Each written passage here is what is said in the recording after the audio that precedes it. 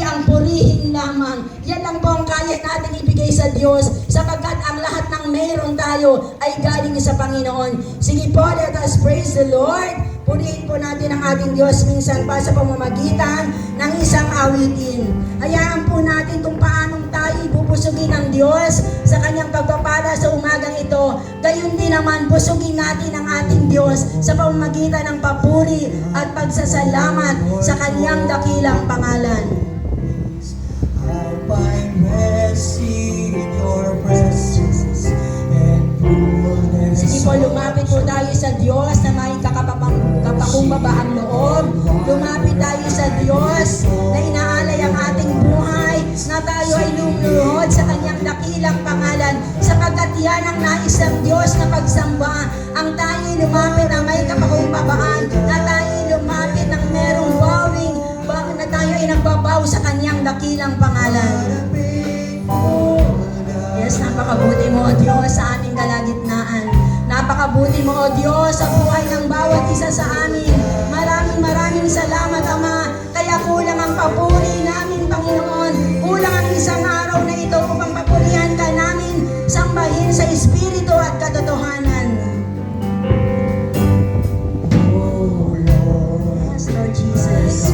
Let us sing a song na may sweetness ng pag-ibig sa ating Diyos. I find rest in your presence and fullness of joy. Salamat po, Panginoon, sa fullness of joy.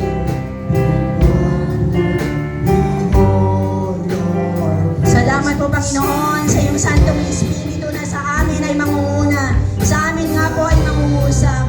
Salamat, maraming salamat, Ama. Kulang ang aming salita. Kulang ang aming pag-awit sa iyong kagandahang loob sa buhay ng bawat isa sa amin.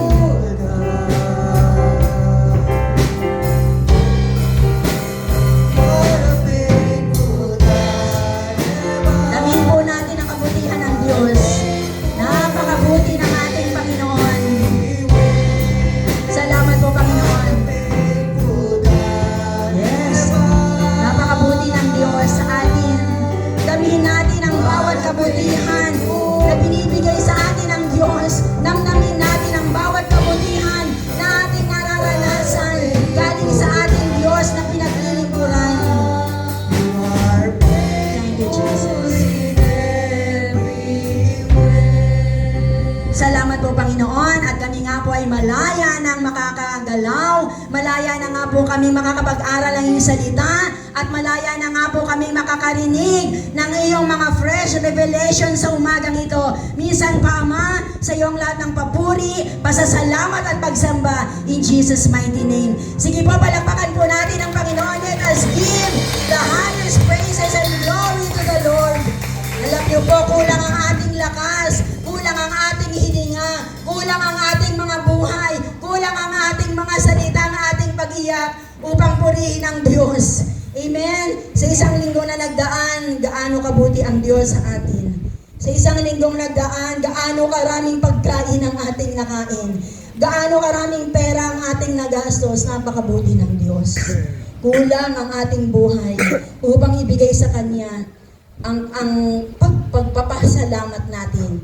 Sige po, bago pa tayo duluyang dumako sa atin pong gawain, hayaan po natin na magkaloob po tayo sa Diyos. Sige, alam niyo po, hindi ko po ito papakahabaan. Sabi kaninang umaga doon sa teaching ni Sister Mary, na isa pong napulot kong aral, sabi po doon, giving is advances the kingdom of God. So, kung paano pong nag-advance ang kingdom ng Lord na tayo ay nakakilala sa Panginoon sa pamagitan ng church na ito, marami pong mga tao nagbigay. Marami taong nag-pledge upang ang JIL Church ay maitayo. Gayon din naman tayo po ay makikiisa upang patuloy na mag-advance ang kingdom ng Lord at marami pa ang makakilala sa ating Panginoon.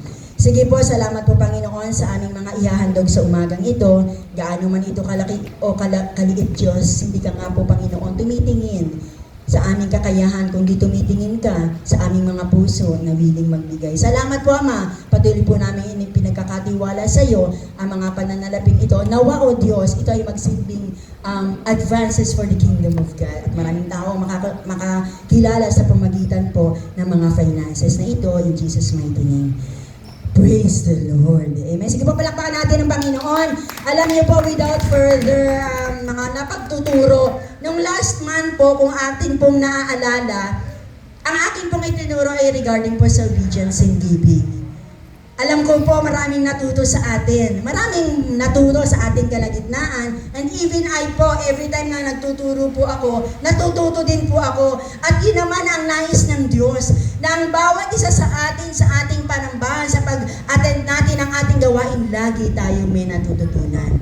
Praise the Lord. Sabi nga, ang salita ng Diyos ay hindi babalik sa Kanya na walang nangyayari, na hindi babalik sa Kanya na wala pong kabuluhan. At sabi po dito, God, ang ating pong pag-aaralan ay gusto ko pong hiramin po natin ang ating pandinig. Alam niyo kung bakit.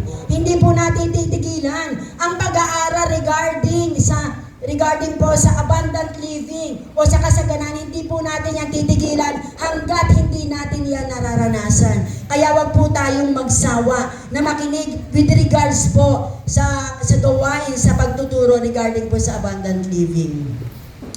Sabi po niyo daw, God's faithfulness for abundant living. Alam niyo po, ang Diyos, meron siyang katapatan sa atin. Gusto ng Diyos na siya ay maging tapat sa atin upang mamuhay tayo ng merong abundant living.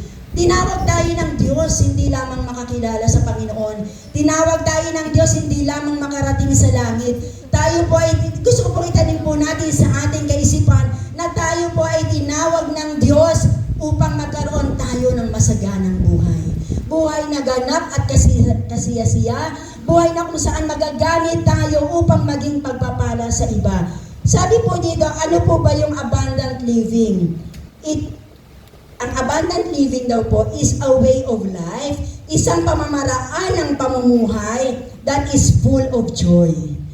Pagka po tayo ay punong-puno ng joy, laging masaya, at tayo po ay ang purpose po ng buhay natin ay nagagawa natin ayon sa kalooban ng Panginoon, at tayo po ay laging fulfilled sa biyaya ng Diyos. Lagi tayong merong fulfillment. Lagi tayong kontento sa biyaya ng Diyos, at lagi po tayong masaya sa biyaya ng Diyos. Meron na po tayong abundant living. At sabi po dito, prosperity. Ano ang meaning ng prosperity? Alam niyo, hindi ako magsasawang ituro ito. Kasi ito pong ating ang katuruan ngayong taon na to, God is the answer. Patunayan natin at papatunayan ng Diyos that He is the answer po upang magkaroon tayo ng prosperity sa ating mga buhay. Ang prosperity daw po ay pananagana. Laliman natin ang ating pagkaunawa sa salita pong prosperity or pananagana. The state, isang kalagayan of being abundant in harvest, wealth, or anything that provides happiness. So, alam naman po natin na yung pong abundant, yung pong mga pagpapala pong ating nararanasan ay nagbibigay sa atin ng kasiyahan o nagbibigay po sa atin ng kayamanan. Sabi, anumang bagay na nakakapagpasiya sa atin, anything that provides happiness, yan po ay prosperity. Kaya kailangan talagang nararanasan natin ang mga bagay na ito. Yung joy, kailangan po lagi po natin yung nararamdaman, yung purpose natin, lagi po nating nagagawa, at lagi po tayong merong fulfillment. Kasiyahan sa lahat ng bagay na ibinibigay ng Diyos. Hindi po ako lalayo ng teksto. Ito pong aking text ay text na sa ulo. Alam ko ito sa ulo ng bawat isa. Walang hindi makakasaulo dito. Sabi po sa Jeremiah 29:11. Sa ulo ng bawat isa. Pero babasahin ko po ito sa Tagalog. Sapagkat batid kong lubos ang mga plano para sa inyo. Na-internalize na po ba natin yung magandang plano ng Diyos sa atin? Ito ba ay nararamdaman natin? Ito ba ay naisa sa puso o naiisip natin? O itong salitang ito ay nababasa lang natin na basta alam natin? Dapat po ito internalize natin. Dapat po ito ay nakaukit sa ating kaisipan, nakaukit sa ating mga puso, na ang plano ng Diyos sa atin ay planong magaganda at mga planong hindi natin ikakasama, kundi para sa ating ikakabuti.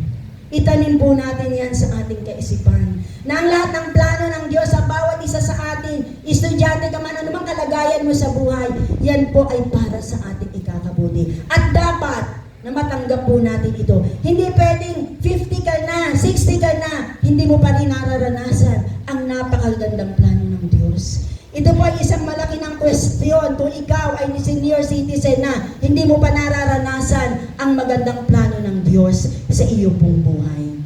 At sabi po dito, ang prosperity daw po ay, ayan pa, sige tatapusin ko. Ito yung mga planong magdudulot sa inyo ng kinabukasan, punong-puno ng pag-asa. So ang bawat bukas natin ay kinabukasan. Ang bawat ngayon ay ngayon at ang bawat bukas ay kinabukasan. So sa bawat bukas daw po ng pagising natin, dapat punong-puno tayo ng pag-asa. Every time na imumulat natin ang ating mga mata, dapat punong-puno po tayo ng pag-asa. Kung talagang nag-rema sa atin ang Jeremiah 29:11. Huwag po nating hayaan na yan ay sa ulo lamang natin. Dapat po ilagay po natin sa puso. Kasi pag inilagay mo sa puso mo, yan nga ang mangyayari sa iyo. Sabi po dito, ang prosperity ay kasaganaan, kaliwasaan at katagumpayan. Praise God. Alam niyo po, ito po yung isang bagay na dapat pong nakikita sa atin. Ang Diyos natin ay Diyos ng himala. Ang Diyos natin ay Diyos na may-ari ng langit at lupa. Ang Diyos natin ang pinagmumula ng lahat ng bagay na mayroon tayo. Kaya dapat po, ang prosperity ay dumadaloy po sa atin. So mapag-aralan po natin kung ano po ba yung mga ibang mga ways, yung mga means upang tayo ay maging prosperous sa ating buhay. Sabi po dito, many people misunderstand prosperity thinking it's only about wealth. Ang prosperity po hindi lamang yan sa kayamanan na ating mahahawakan o matatamasa. Hindi mo po tayo ma-misunderstood. Alam niyo po, ako po may mga panahon nang walang-wala ako, pero ang saya-saya ko. Kasi alam niyo bakit? Sapagkat yung prosperity, hindi lamang natin yan makikita doon sa ating nahahawakan o kung ano mang meron tayo.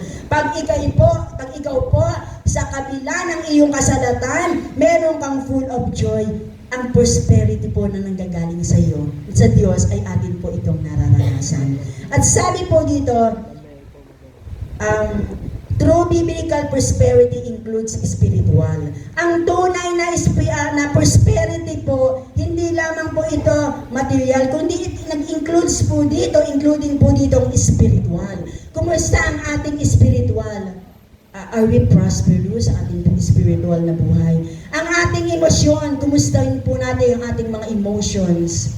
Kumustahin po natin ang mga finances po natin. And also, kumustahin po natin ang relational well-being po natin. Ang pakikipagtao po natin, kumustahin po natin. Yan po nagko-compose ang prosperity na galing sa ating Panginoon. So may wholeness, merong kabuuan ang prosperity na nanggagaling sa Diyos. Hindi lamang ito sa iisa o iilang mga bagay lamang.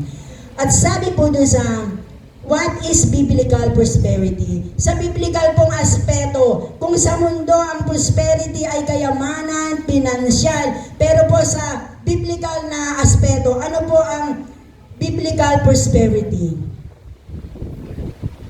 Prosperity po, sabi sa letter A, prosperity is more than money. Praise God, purihin ang Diyos. Ang prosperity pala ay more than money. Hindi po pwedeng kung wala kang pera, hindi mo feel na ikaw ay prosperous. Hindi mo feel na ikaw pinapag-prosper ng Panginoon. Kailangan po, wala man po tayo na may mga finances na napakadami.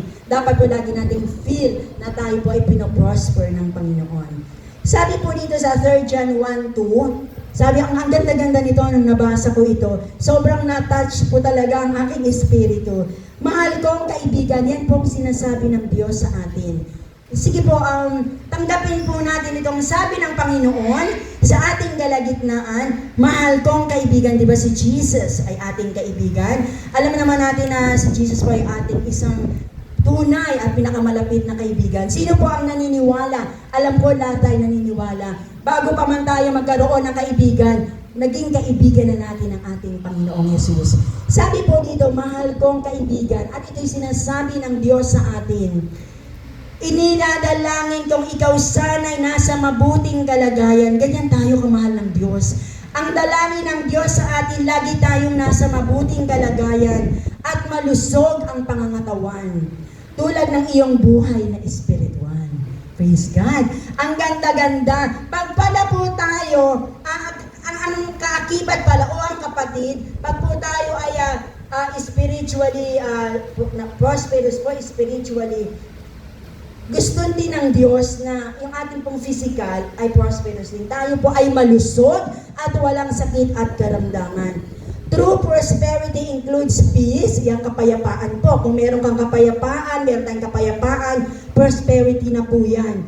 Purpose at God's favor. Kung patuloy lagi nating nararanasan ang favor ni Lord every day, every morning, sa lahat ng oras ng ating buhay, pag palagi po nating nararanasan ang favor ng Lord, and that is prosperity. Praise God. Palakpakan nga po natin ang Panginoon. Alam niyo po, hindi man natin mapansin o hindi natin maisa-isa yung mga maliliit na mga bagay, pero napakabuti ng Diyos. Napakabuti ng Panginoon sa ating mga buhay. Sapagkat tayo kanyang pinapagpala sa lahat ng aspeto ng ating buhay. Sabi po dito sa letter B, God wants us to prosper in every area. Ang Diyos natin gusto niya na tayo ay pagpalain sa lahat ng aspeto, sa lahat ng area ng ating buhay. At sabi po dito sa number 1, spiritual prosperity. Growing in faith and righteousness.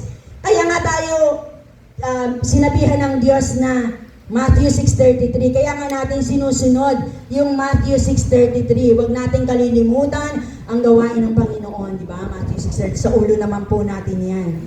Kasi dyan po nang gagaling, o dyan sa ating pong pag-attend every Sunday at sa iba pang mga gawain, dyan po nang gagaling ang ating spiritual prosperity. Bakit? Sapagkat sa ganyang mga gawain, marami tayong word of God na naririnig, marami tayong mga pag-asa sa buhay na naririnig, at dyan din po lumalago ang ating buhay spiritual. Dyan tayo lumalago, dyan tayo from babe Christian, tayo po ay nagiging matured Christian sa pamamagitan po ng mga spiritual prosperity na ating pong nararanasan o ating ginagampanan. At sabi po sa number 2, emotional prosperity. Kumustahin natin ang ating kaisipan.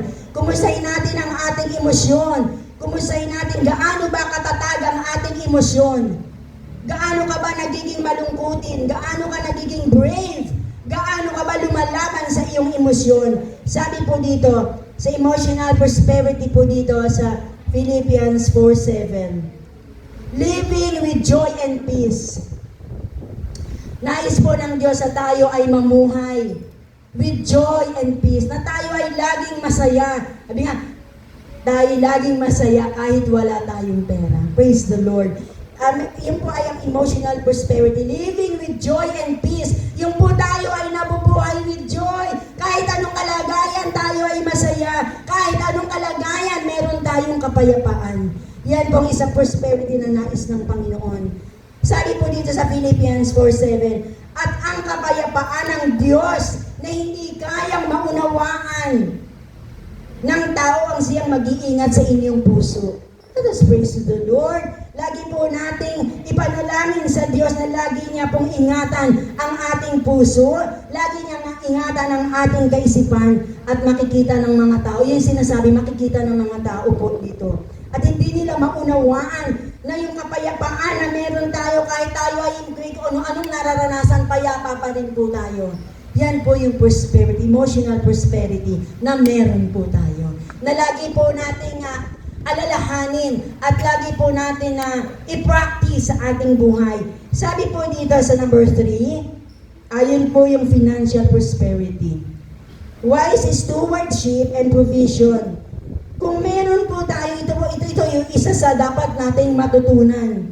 Paano ba tayo magkakaroon ng financial prosperity? Dapat po tayo ay merong wise stewardship. Tayo po ay matalino sa paggasta ng ating pera. Kung minsan po, yung ating nararanasan na kahirapan, yan po ay bunga ng mga desisyon natin sa mga nakaraan ng panahon na tayo ay naging gastador. Sa daang mga panahon, kung ano pong binibili natin na hindi naman kailangan. Kung minsan po, pagdating ng araw, tayo ay nahihirapan because of lack of wisdom. Kaya hingin patuloy po humingi tayo sa Lord ng katalinuhan upang ang mga bagay na ito ay magawa po natin. Hindi natin kaya. Sa totoo lang, hindi natin kaya. Pero pag hihingi natin sa Diyos, ang lahat ng bagay ay makakaya natin. Wise stewardship and provisions. Yung katalinuhan na nagmumula sa Diyos, ang patuloy po nating hinihingi sa ating Panginoon. Sabi po sa Deuteronomy 8:18, alalahanin niyo ang inyong Diyos na nagbigay sa inyo ng lakas upang yumaman kayo. Sa lahat pala po ng pagkakaroon ng pagpapala, sa lahat ng panahon na tayo ay pinapagpala ng Diyos, sa lahat ng panahon na meron tayong blessings financially, sabi dito, alalahanin natin ang ating Diyos. Pag po ba nagkakaroon tayo ng mga financial blessings, sino at ano ang una nating naaalala?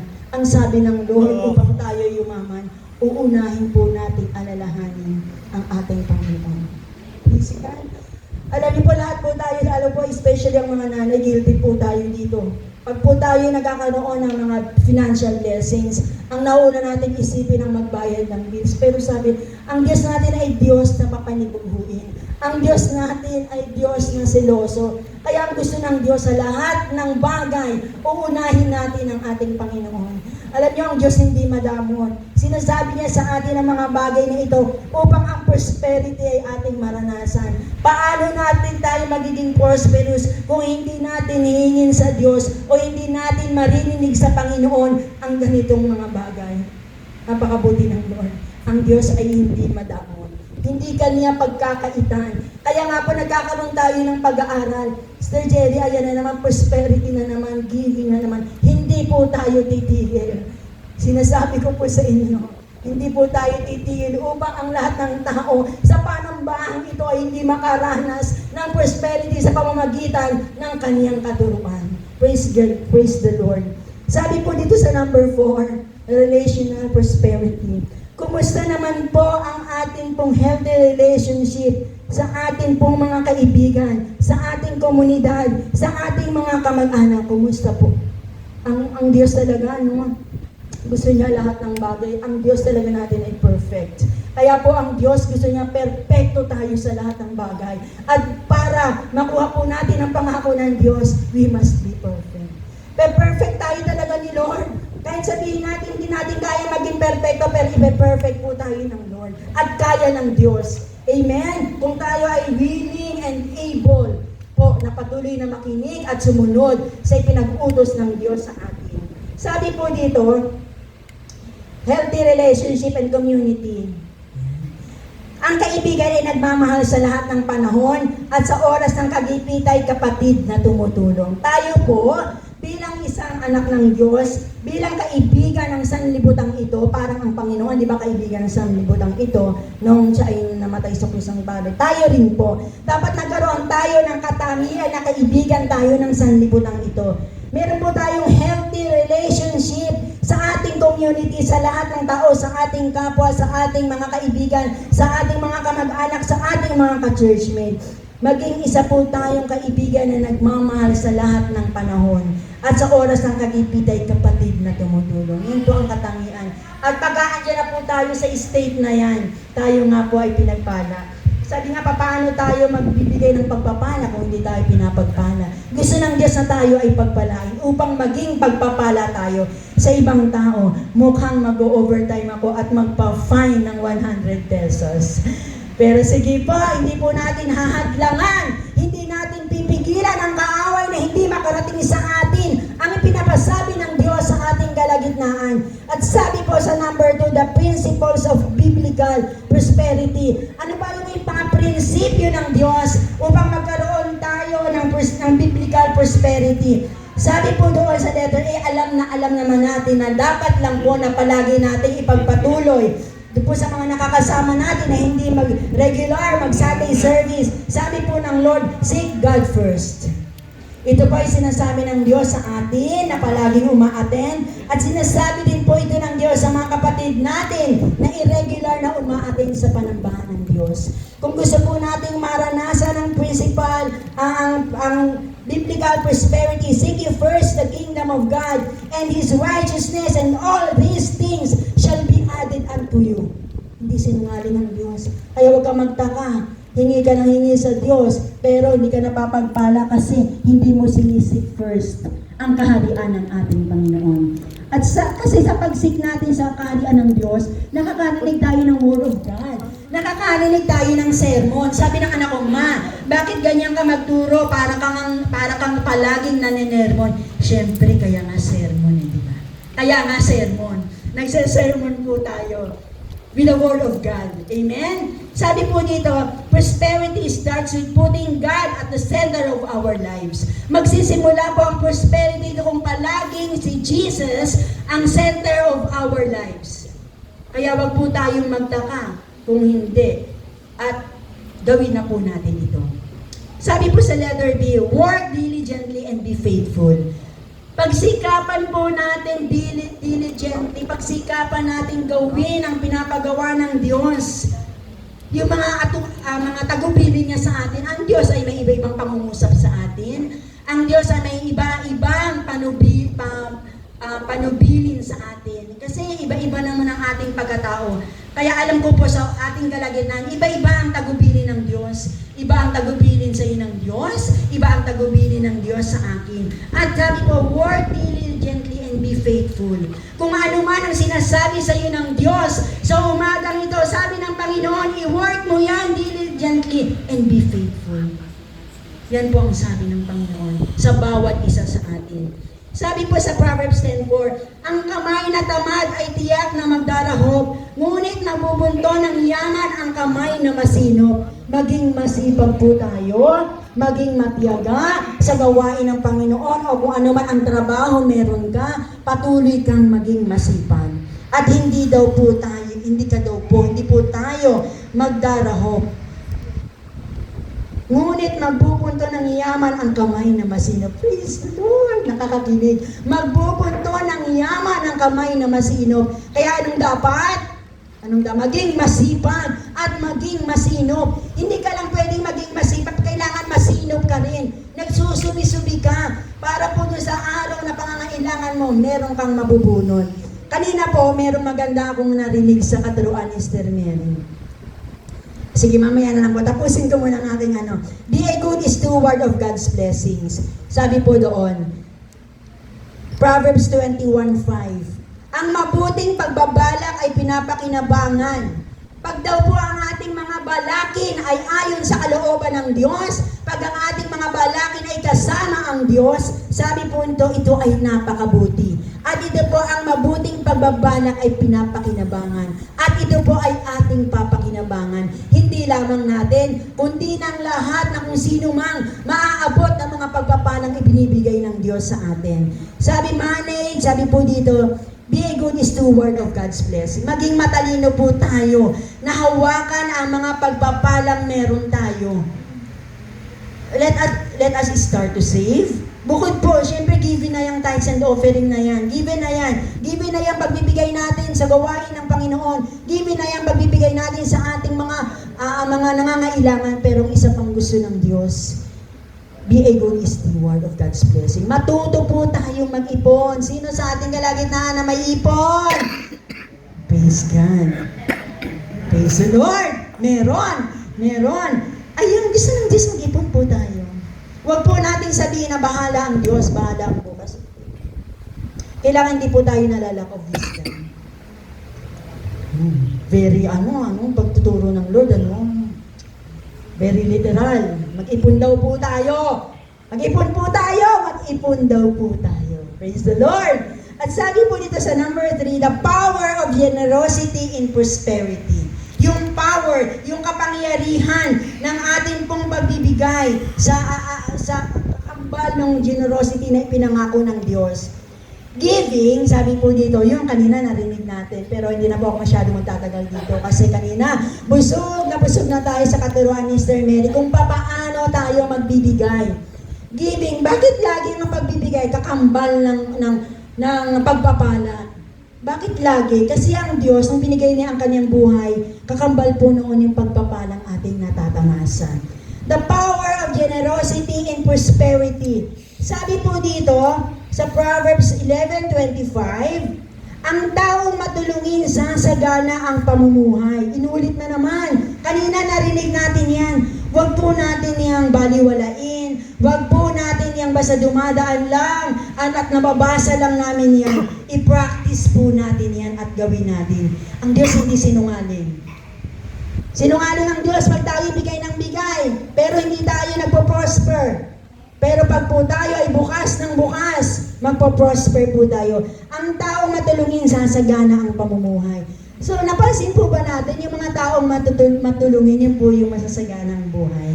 Even po yung mga nagbibigay sa mga nababaha, yung mga mayayaman na yan, patuloy silang yumayaman.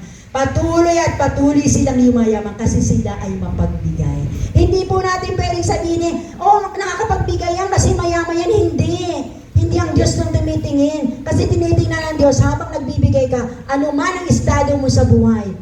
Sabi po ng Panginoon, sasagana daw po tayo. At antayin natin ang kasaganaan na yan ay pinangako ng Diyos kung hindi tayo magsasawa. God blesses those who give with a cheerful heart. Ayan, isa pa. Pinapagpala ng Diyos ang mga taong nagbibigay ng merong kasiyahan sa kanyang puso. Praise God. At sabi po dito, tithing sa number 2, pangalawa na. Tithing and offering bring overflowing blessing. Kanina po sabi po dito, pag tayo ay nagbibigay, tayo po ay mapapagpala, sasagana ang buhay. Pero dun sa pangalawa, ulitin na naman natin, hindi tayo magsasawa. Alam niyo po, sorry po, hindi talaga ako magsasawang ituro ang tithes and offering. Lalo sa mga kabataan. Kung kayo ay nag-a-aspire, mga kabataan, ng maganda at masaganang buhay, punong-puno ng pagpapalang walang kalagyan. Ngayon pa lang ang umpisahan niyo na. Kasi the more na nag-umpisa ka, nang ikaw ay bata pa, ang dami mo mai-invest sa langit. Ang dami-dami mong maiipon sa langit. And in time of withdrawal, ang dami-dami mong matatanggap mula sa Panginoon. Sabi po dito sa Malakay 3:10, bring the whole tithe into the storehouse. Tithe natin, 10%. Dalhin po natin yan dito sa ating church. Utos yan ng Panginoon. Hindi po yan utos ni Pastor. Yan po ay isang bisa, isang mabisang kalasag upang maranasan natin ang pagpapala ng Panginoon. And see, if I will not throw open the floodgates of heaven. Floodgates of heaven. Babaha ng pagpapala kung patuloy po natin ibibigay ang ating tithes and offering. Praise the Lord. Hindi nakakasawa. Hindi ako magsasawang ituro. Hindi nakakasawa sapagkat ang Diyos ay hindi nagsasawa na tayo ay pagpalain. Sa number 4 na po, malapit na po. Akala ko mag-extend ako, Pastora. Pero hindi pala. Sabi po sa number 4 doon, trusting God for provision. Sa ating pong pag-aspire, sa ating pong pagnanasa na pagpalain ng Panginoon, ang sabi po dito, dapat daw patuloy tayo nagtatrust. Patuloy tayong nagtitiwala sa provisions ng Panginoon.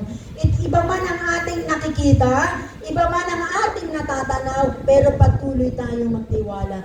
Ang pagtitiwala po, iyan ang tunay na pagtitiwala, yung hindi ka tumatanaw sa iyong natatanaw. Ang tunay na pagtitiwala ay yung wala kang natatanaw. Sabi ng Diyos, trusting God for provisions. Kung sinabi ng Panginoon sa iyo, mag-resign ka kasi mag-o-open ang Diyos ng panibagong pagpapala. Nasukat walang kalagyan. Pag sinabi ng Diyos na i-stop mo to, stop mo. Kaya hindi nga dumadalo yung gusto ng Diyos kasi hindi mo ini-stop. Minsan mayroon pong ganong pangungusap ang Panginoon. Pero hindi naman po ito applicable sa lahat. Yan lamang ay kung ang Diyos ay direktang nagmimensahe sa pamamagitan ng salita ng Diyos at sa pamamagitan ng Word of God. O sa pamamagitan ng ibang tao, mga taong maka-Diyos na magsasabi sa iyo na gawin ang mga bagay na yan. God is our ultimate provider. Praise the Lord. Kaya nga tayo ay patuloy na nagpapatuloy sa pagtitiwala sa Diyos. Kaya nga tayo ay patuloy na sumasamba sa Diyos kasi alam natin, God is our ultimate provider. The earth is the Lord and the fullness thereof. Ang lahat ng bagay sa mundo ay sa Panginoon. Ang lahat ng meron sa mundo ay sa Panginoon. Kaya hindi pwedeng hindi kaya ng Diyos ibigay sa atin ang mga bagay na yaon o anumang mga bagay na yaan. Sabi po dito sa Philippians 4:19, "And my God will supply every need of yours according to His riches in glory in Christ Jesus." Patuloy po natin itong pagtiwalaan. Kung minsan parang hindi na natin nararamdaman, pero magtiwala pa rin po tayo. Yan po ang pananampalataya na mayroon tayo. Yan ang pananampalataya na dapat ay mayroon tayo. Yan ang pananampalataya na dapat isiksik natin sa ating kaisipan, sa ating puso at sa ating kaluluwa. That our God is our ultimate provider. Sabi po dito sa letter B, contentment leads to true prosperity.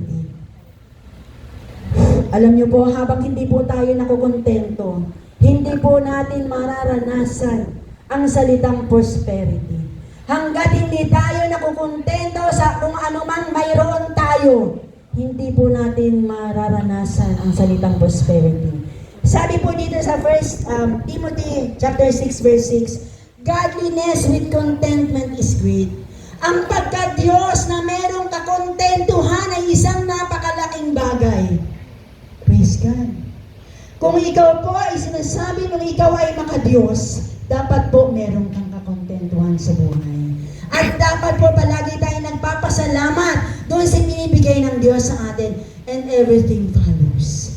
Hindi sinungaling ang Diyos. Pag nakita ang Diyos na maayos po ang ating puso, maayos ang ating kaisipan, hindi ang Diyos madamot upang hindi ibigay ang anuman pa na makakapagpasaya pa sa atin. Praise the Lord. Ang anuman pa na hinihingi pa natin, kahit hindi nga natin yan hingin kung gusto ng Diyos at ang Diyos ay sumaya sa ating pagiging Kristyano, sa ating puso, nalugod siya, ibibigay niya kahit hindi natin hinihingi.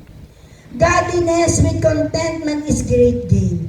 Ang pagka-Diyos na meron nga pong kakontentuhan ay isang napakalaking kapakinabangan. Praise the Lord. Nasahin po natin na lagi po tayong magkaroon ng makontentong puso. Pusong nagpapasalamat sa lahat ng bagay na ginagawa ng Diyos. At pag po ito ating natutunan, marami pa pong darating na kahit hindi natin ibibigay ng Diyos. At sabi po dito sa ating conclusion, walking in true prosperity. Kalooban ng Diyos na tayo po, ikaw at ako, ay maglakad. Lumakad po tayo dun sa true prosperity. At napag-aralan naman natin ang mga apat na bagay na yan, hindi lang isa. Hindi lang ang kayamanang pisikal. Hindi lang kayamanang espiritual. Sa lahat ng aspeto ng ating buhay, walking in true prosperity. Lumakad daw po tayo, yung wholesome yung image mo. Yung wholesome, sa lahat ng aspeto ng ating buhay, lahat, yun po ang gusto ng Diyos na paglakad natin sa true prosperity na sinasabi ng ating Panginoon. Hindi lang isang bagay, hindi lang dalawang bagay, hindi lang tatlong bagay, kundi sa apat na bagay na itinuro sa atin ng ating Panginoon. At sabi po dito, as a final encouragement po sa ating lahat, sabi po dito sa Deuteronomy 28:2, all these blessings shall come upon you. Ang lahat ng pagpapalang ito ay ating mapapasa atin daw po and will overtake you. Ang lahat ng pagpapala pala pag susunod tayo sa Lord, mag-overtake yan. Lalagpasan pa kung ano man ang meron tayo. Lalagpasan pa kung ano man ang hinihingi natin. Sabi po ng Panginoon. At sabi po dito, if you obey the voice of the Lord. And in this very morning, I pray, Lord Jesus, na ang voice mo ay mangusap sa puso ng bawat isa, O Panginoon. Ang voice mo, O Diyos, ay patuloy na tumimo sa aming kaisipan, sa aming puso mo, Panginoon, upang maranasan namin ang prosperity na ninanais mo na amin nga pong maranasan. Sabi po dito, biblical prosperity is about wholeness, spiritual, emotionally, financially, and relationally. Yan pong apat na bagay na yan. At sabi pa po dito sa akin pong conclusion, seek God first, work diligently, give generously, and trust in His provisions. Yun pa rin yung napag-aralan natin kanina. At ano po ang ating call to action? Tayo ay action na doon sa lahat ng ating narinig at napag-aralan. Commit to seeking God first in all areas of our life. Mag-commit po tayo na sa lahat ng bagay na ating gagawin. Isisik po natin ang ating Panginoon. At sabi po ito, practice wise financial stewardship and generosity. I-practice po natin. Magkaroon tayo ng katalinuhan paano natin panghahawakan ang mga pananalaping mayroon tayo. Wise financial stewardship and generosity. Practice. Practice po natin mag-ipon, magbigay, mag-ipon, magbigay, mag-ipon, magbigay. Praise the Lord. At sabi po dito, kasi ang Diyos natin, Diyos ng katalinuhan yan eh. Hindi ang Diyos natin na puro espirituhan. Kailangan yung katalinuhan ng Diyos ay maging talino din po natin. Trust in God's plan for your prosperity and well-being. Manampalataya po tayo at mag-trust po doon sa prosperity na inihahanda ng Diyos sa atin at sa ating pagiging well-being. Praise God. Praise the Lord. At ang sabi po dito, ang prosperity daw, pwede narinig ko sa isang pastor. Dito po ako magtatapos.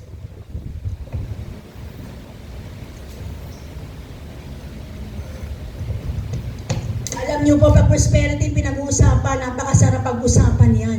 Kasi hindi pa man ito natin nakikita. Hindi pa man ito natin nakikita, pero nararamdaman na natin. Pero meron ang Diyos pinapagawa sa atin bago natin ito maramdaman. Ang prosperity daw po ay yung naiahon mo ang iyong sarili mula sa tagatanggap. Let us pray to the Lord na tayo po ay maihangon po natin ang ating sarili bilang isang tagapagtanggap, tagahingi, tagautang. Hindi na po tayo kailangang humingi, hindi na tayo kailangang mangutang. Kasi self-sufficient po tayo para makapagbigay po tayo para sa iba. Mula sa tagatanggap hanggang tagabigay. Praise the Lord! Sige, palakpakan po natin ang Panginoon. Ang ganda, di ba? Mula sa tagatanggap, tayo ay magiging tagapagbigay. Kaya nga hindi tayo magsasawang ituro ang obedience, ang prosperity, ang tithes and offering, di po natin yan. Kahit po buwan-buwan, ituro ko yan, di po ako magsasawa. Kasi po kung ano po yung aking nararanasan, gusto ko pong maranasan natin lahat. Praise the Lord. Hindi po masaya na isa o dalawa lamang ang nakakaranas ng prosperity. Mas masaya po kung tayong lahat, ito ay ating nararanasan.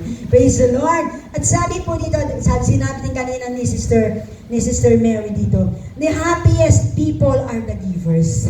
Diba? Totoo naman yan. Not the takers. Sabi po sa Acts 20 verse 35, ang dami-daming salita ng Diyos. Ang dami-daming salita ng Panginoon. It is more blessed to give than to receive. At sabi po sa Deuteronomy 15:6, for the Lord your God will bless you as He promised you. And you shall lend to many nations, but you shall not borrow. Praise the Lord. Sige po, pagpalakukan po natin Panginoon at tayo po ay tumayo. Aawitan po natin ang ating Diyos. What a faithful God we have.